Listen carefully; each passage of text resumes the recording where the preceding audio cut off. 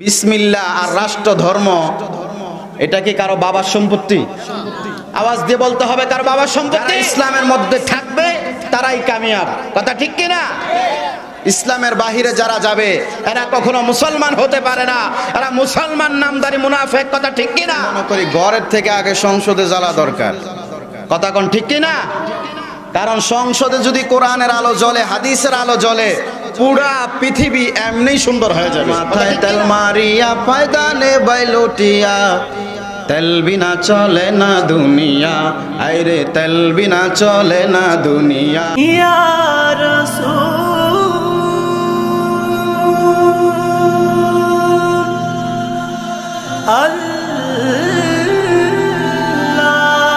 আল্লাহ করব কার? সব সময় শুকরিয়া আদায় করব কার? এই পৃথিবীতে প্রশংসার যোগ্য, সব ক্ষেত্রে সব থেকে বেশি প্রশংসার যোগ্য যিনি, তিনি কে? জোরে বলেন তিনি কে? কিন্তু আমরা বর্তমানে এমন একটা সময় উপস্থিত হয়েছি, প্রশংসা আল্লাহর বাদ দিয়ে নেতার প্রশংসা একটু বেশিই করি। কি বলেন, করি কিনা? যেখানে আল্লাহর প্রশংসা করব সেখানে নেতার প্রশংসা একটু বেশি করি। কেন? বলে নেতাকে তেল মারতে পারলেই তো আমার পকেটে টাকা আসবে, কথা ঠিক কিনা? তেল বর্তমানে তেলের দাম এত বেশি, কথা কোন ঠিক কিনা? বর্তমানে তেলের বাজার খুব গরম, যে তেলা মাখায় তেল মারিয়া ফায়দা নেই লুটিয়া, তেল বিনা চলে না দুনিয়া, কথা ঠিক কিনা?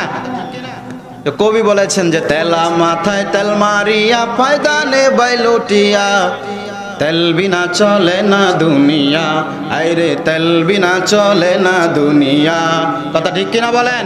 একটু তাকবীর দেই, নারায়ে তাকবীর, নারায়ে তাকবীর। দিন ইসলাম, দিন ইসলাম, আল কোরআনের আলো, আল হাদিসের আলো। আমরা বলছি গড়ে গড়ে জ্বালো, আমি মনে করি ঘরের থেকে আগে সংসদে জ্বালা দরকার, কথা কোন ঠিক কিনা? কারণ সংসদে যদি কোরআনের আলো জ্বলে, হাদিসের আলো জ্বলে, পুরা পৃথিবী এমনি সুন্দর হয়ে যাবে, কথা ঠিক কিনা? আমরা ঘরে ঘরে জ্বালমু কেমনি? ঘরে ঘরে আগে স্লোগান দিছি আল কোরআনের আলো, ঘরে ঘরে জ্বালো। আমি মনে করি ঘরে জ্বালার থেকে প্রয়োজন বেশি সংসদে, কারণ সংসদ এখন পাগল ছাগলে ভরে গেছে, কথা কোন ঠিক কিনা? সংসদে কি হয়েছে? পাগল ছাগলে ভরে গেছে। দেখেন নাই ওই যে আমার আগে একজন বলেছিলেন যে একজন প্রতিমন্ত্রী ডাক্তার মুরাদ হাসান বলে বাংলাদেশের সংবিধানে ইসলাম রাষ্ট্রধর্ম ইসলাম থাকতে পারে না, বাংলাদেশের সংবিধানে ইসলাম ধর্ম আমি রাখবো না, এইটা আমি অবশ্যই আইন পাশ করব। মানে ওর বাবার দিন না সম্পদ, এটা কথা কন ঠিক না? ওই মনে করতেছি এটা ওর বাবার দিন না সম্পদ, যে ওই সংসদ থেকে রাষ্ট্রধর্ম ইসলাম বাদ দিয়া দিবে। এটা বলার পরে আবার হঠাৎ করে বলতেছে যে সংবিধানের মধ্যে লেখা আছে বিসমিল্লাহির রহমানির রহিম, যে এটা আমি রাখবো না। সংবিধানে কি রাখবে না? বিসমিল্লাহ রাখবে না। নামটা শুনে মনে হয় মুসলমানের সন্তানের নাম, কি বলেন, মনে হয় কি না? তাকে আবার দেখা যায় টুপিও মাথার দিছে, পাঞ্জাবি গায়ে দিছে, আবার দেখি দোয়া অনুষ্ঠানে যায় দেখি মুনাজাতও দেয়। এই লোকটা আবার কি বলতেছেন? রাষ্ট্রধর্ম ইসলাম রাখবে না, বিসমিল্লাহ উঠায়া দিবে। এই বিসমিল্লাহ আর রাষ্ট্র ধর্ম এটা কি কারো বাবার সম্পত্তি? আওয়াজ দিয়ে বলতে হবে কারো বাবার সম্পত্তি? এই ধর্ম কার? আল্লাহ সুবহানাহু ওয়া তাআলা এই ধর্মকে আমাদের জন্য সংবিধান হিসাবে, জীবনের একটা সুন্দর দিক হিসাবে আল্লাহ সুবহানাহু ওয়া তাআলা আমাদেরকে দিয়েছেন, ঠিক কিনা বলেন? যারা ইসলামের মধ্যে থাকবে তারাই কামিয়াব, কথা ঠিক কিনা? ইসলামের বাহিরে যারা যাবে এরা কখনো মুসলমান হতে পারে না, এরা মুসলমান নামদারি মুনাফিক, কথা ঠিক কিনা?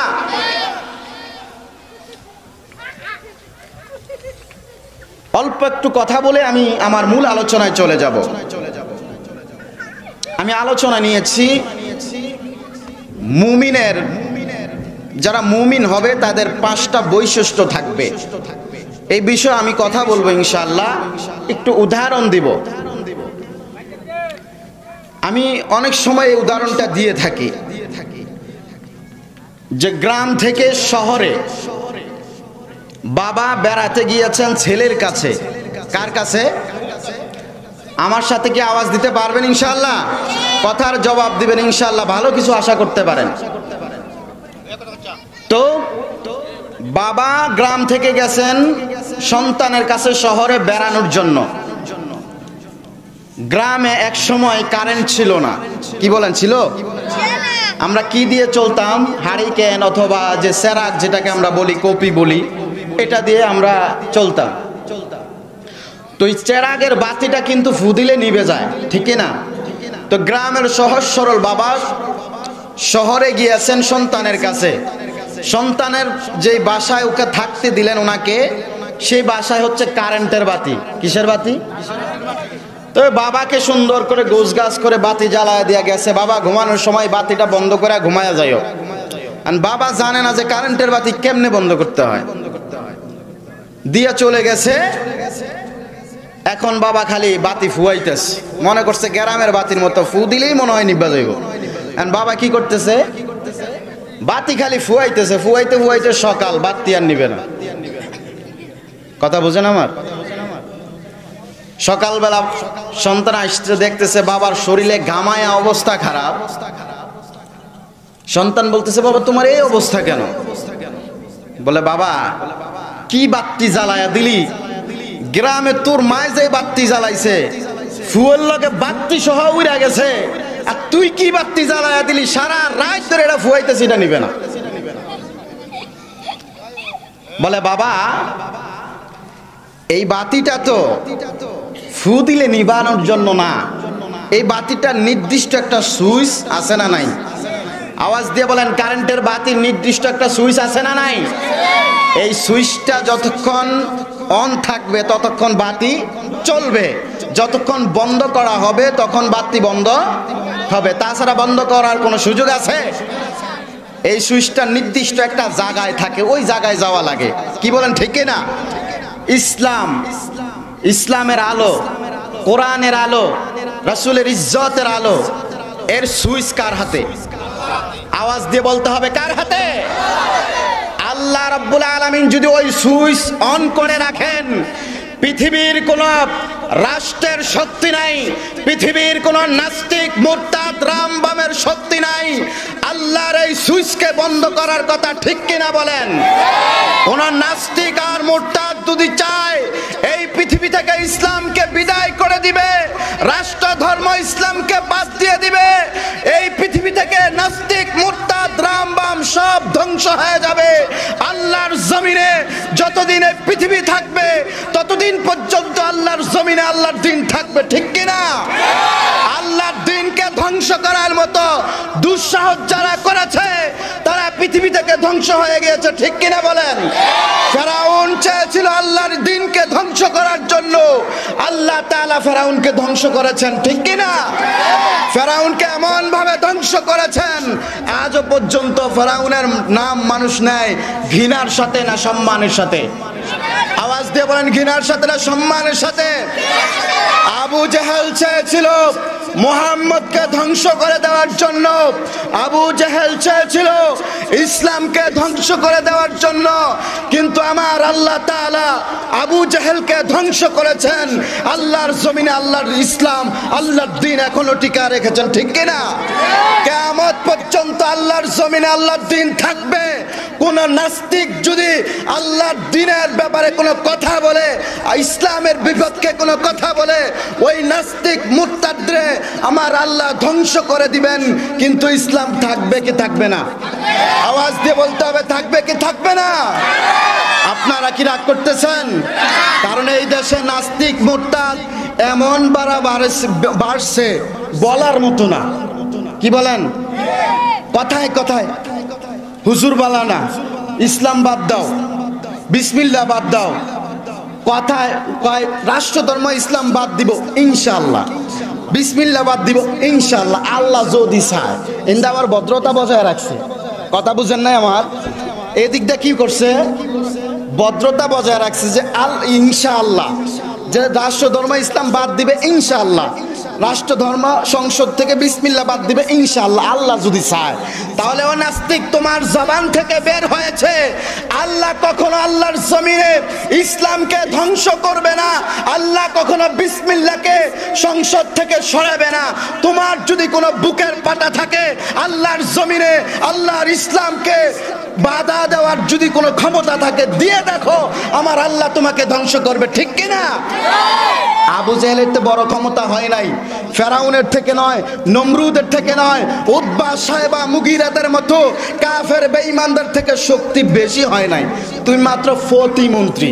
কি মন্ত্রী? আমি বলি ফাতি মন্ত্রী। কি মন্ত্রী? আল্লাহ তাআলা এই সমস্ত নাস্তিক মুরতাদ থেকে আমাদেরকে হেফাজত করুক, সকলে বলি আমিন। আপনারা কি আমার কথায় কষ্ট পেয়েছেন? আওয়াজ দিয়ে বলেন, আমরা এখানে যারা উপস্থিত আছি সবাই কি মুসলমান? আওয়াজ দিয়ে বলেন মুসলমান। মুসলমানের আওয়াজ দিতে হবে, ইমানি শক্তি দিয়ে বলেন আমরা কি মুসলমান?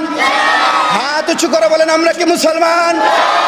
আমরা যদি মুসলমান হয়ে থাকি, যদি কোনো নাস্তিক আমাদের ধর্ম নিয়ে কথা বলে, আমাদের বিসমিল্লাহ নিয়ে কথা বলে, কোরআন নিয়ে কথা বলে, আল্লাহকে নিয়ে কথা বলে, আমরা ওই নাস্তিককে ছাড় দিতে পারি?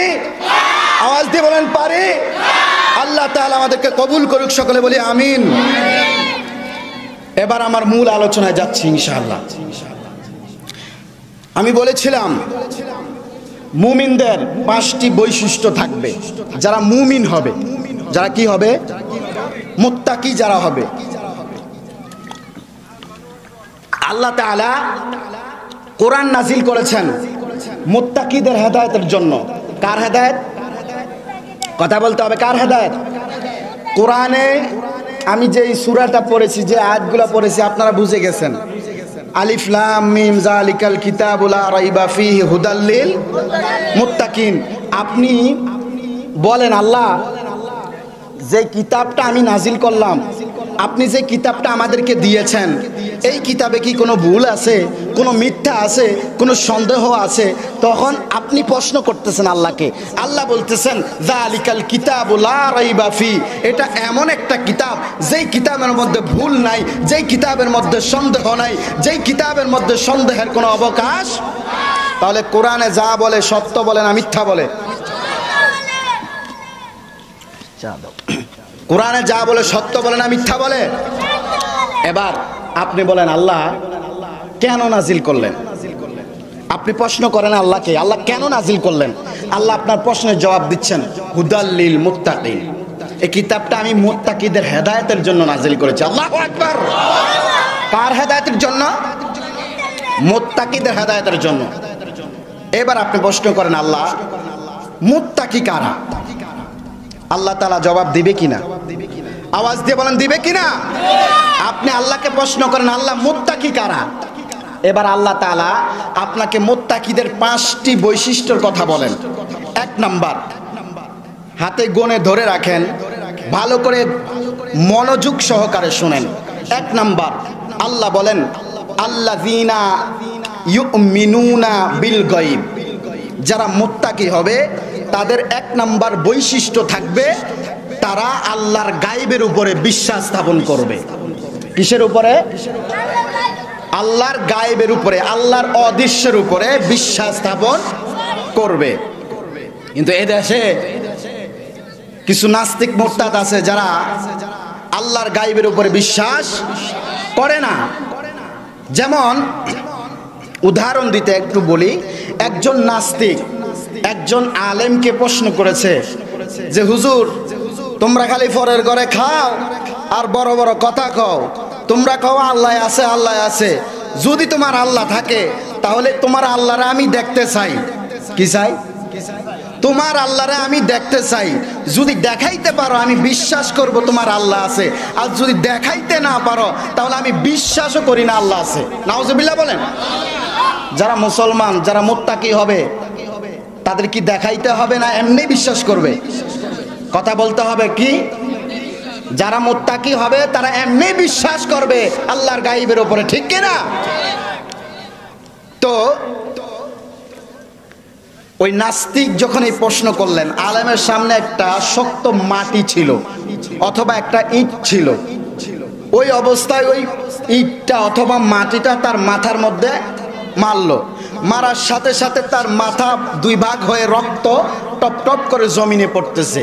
সে এখন কিছু না করে, কারণ আলেমদের কিন্তু দোষ বেশি খুঁজে মানুষ, কি বলেন? তিল পাইলে তাল বানায়, কথা কোন ঠিক কিনা? আলেমদের তিল পাইলে তাল বানায়। তো হে আর কিছু না কয়, আর ডাইরেক্ট আদালতে মামলা।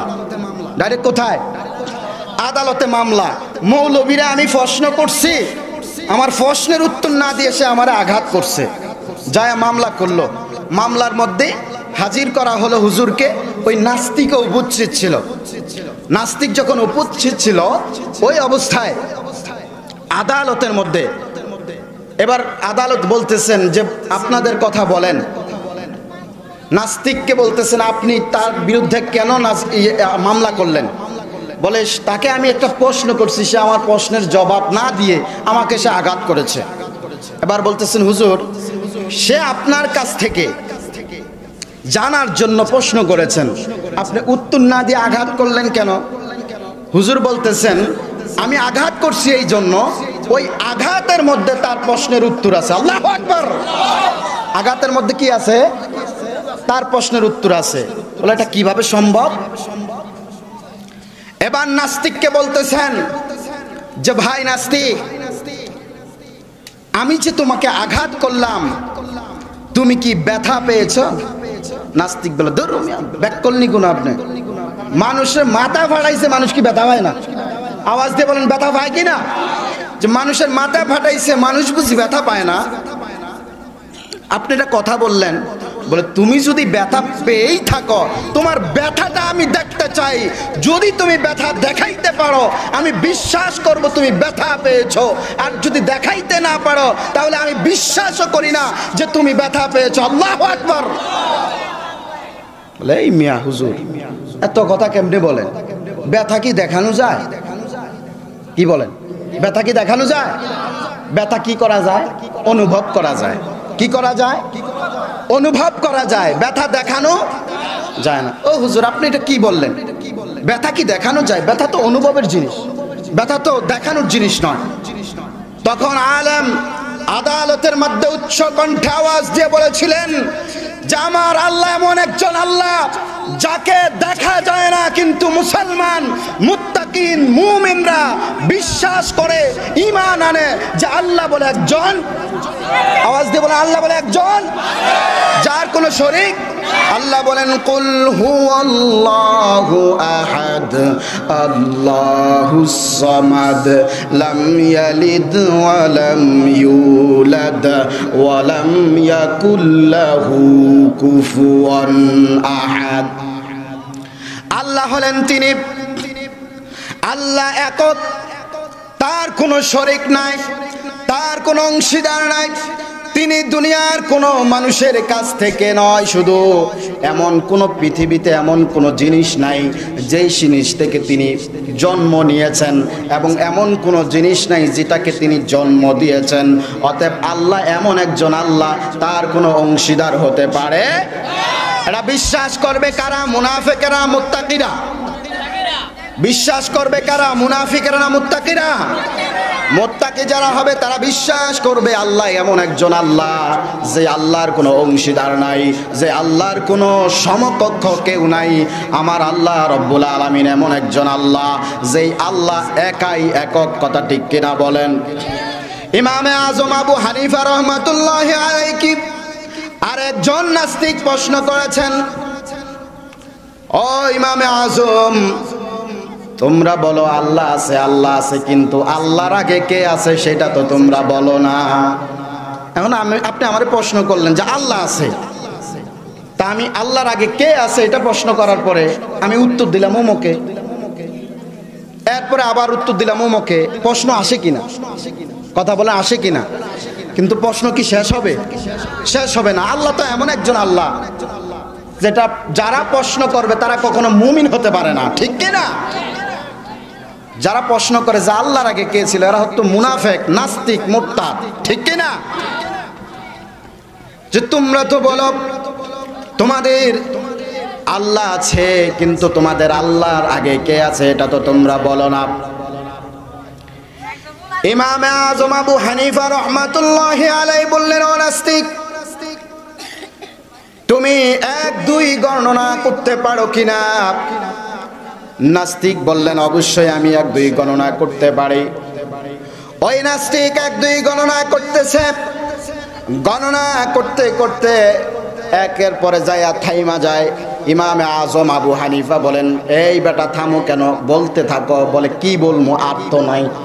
কি বলবো? বলে আর নাই কেন? একের আগে কি আছে সেটা বলো না কেন? একের আগে কি আছে সেটা বলো না কেন? একে আইসা থাইমা যাও, একের আগে কি আছে ওইটা বলো। বলে ভাই একের আগে তো আর নাই। ইমামে আজম আবু হানিফা বললেন, একের আগে যেমন কোনো কিছু নাই, যা আছে একের পরে আমার আল্লাহ এমন একজন আল্লাহ, যা আছে সব আল্লাহর পরে, আমার আল্লাহর আগে কেউ নাই, ঠিক কি না?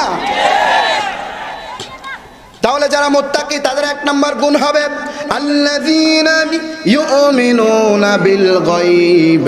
তাদের 1 নম্বর বৈশিষ্ট্য হবে তারা আমার আল্লাহর গায়েবের উপরে বিশ্বাস স্থাপন করবে, ঠিক কি না? মুত্তাকিদের 2 নম্বর বৈশিষ্ট্য হলো ওয়া ইউকিমুনাস সালাত। 2 নম্বর বৈশিষ্ট্য হলো মুত্তাকিরা নামাজ কায়েম করবে। কি করবে? নামাজ পড়বে না কায়েম করবে? আমার কথা বুঝেন, পড়া এক জিনিস, কায়েম করা আরেক জিনিস। আমার সমাজে আলোচনা করব,